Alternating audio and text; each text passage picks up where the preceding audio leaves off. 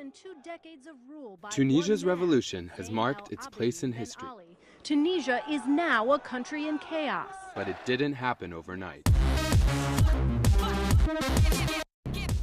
And weeks before the world's mainstream media woke up to the story, tweets, photos, and videos began popping up on the internet from Tunisia, warning of trouble to come.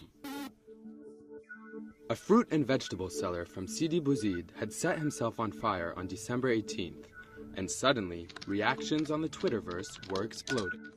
Following the hashtag Sidi Bouzid, I called up hundreds of photos and videos showing students protesting, police abuses, and sporadic gunfire. As the messages went viral, protests broke out across the world showing solidarity with Tunisia. Tunisia unrest makes waves in Lausanne. Demo tomorrow outside the Tunisian embassy in London. A flash mob is planned in Berlin on Saturday. The beginning of a revolution was unfolding, and the mainstream media was just beginning to catch up. There are no reporters in Tunisia to tell us what's really happening. About this sooner. Mass media has totally failed. Terrorism equals lots of media coverage. Democratic revolution equals little media coverage. Tunisia's government began hacking into and deleting Facebook accounts. Protesters called for help from hacktivist groups. An unprecedented crackdown on social media. Censorship should get in touch with hacktivists and We really need a local version of Anonymous in the Arab world. And soon enough, another hashtag appeared across the network. Anonymous.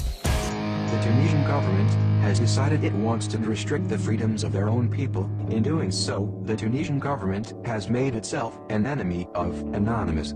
Within a matter of hours, Anonymous launched Operation Tunisia, paralyzing the president's site, several key ministries, and the stock exchange. The group also shared a cyber war survival guide, sharing cables from WikiLeaks documenting Ben Ali's corruption, tips on running from cops, and proxy sites to access Facebook and Twitter. The government quickly countered with a phishing operation, stealing Facebook and email passwords to spy on activists and obliterate online dissent.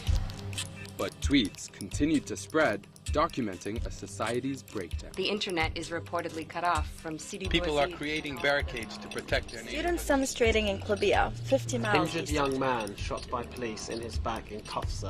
For a full week, I watched the story unfold online, speaking to activists, using Facebook and Twitter as protests turned bloody. And on January 12th, with Ben Ali's regime on the verge of collapse, Time magazine finally found the story. But the social networks had the best coverage.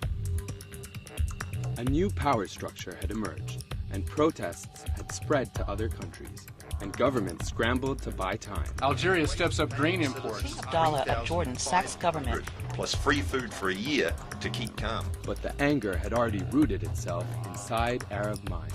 Through social networks, Egyptians had began drawing connections in late December. Egyptians should copy Tunisia revolt. Toppling their dictator.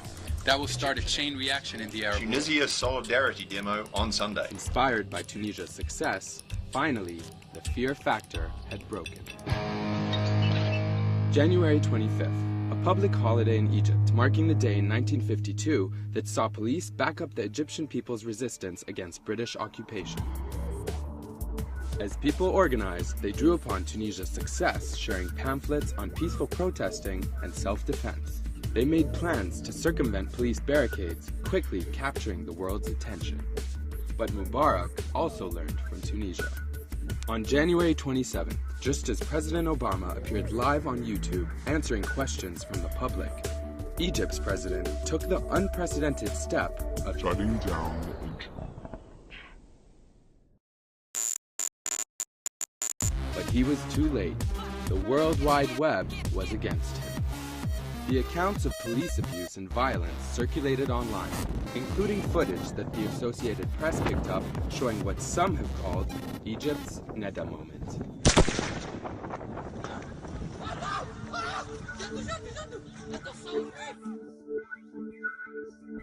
A coalition of volunteers, organizations, and activists set up platforms to get the message out. Egyptians, email me if you want to post info on Twitter. To break the block on Twitter, use this proxy. Numbers for legal aid and requesting lawyers. 010. Even journalists in Egypt used their cell phones to send tweets to friends who relayed their messages. Internet's still down in Egypt. We'll continue to tweet. Shireen is safe. She just doesn't have internet access. So I'm tweeting on her behalf. To stop any news getting out, the government went after the media. Journalists were detained, and the US government, which had been waffling in its response, turned to Twitter to make their voice heard. We are concerned by the shutdown of Al Jazeera in Egypt and the arrest of its correspondents. Egypt must be open and the reporters released. 30 minutes later, our journalists were released, showing that even governments can use social media to get things done.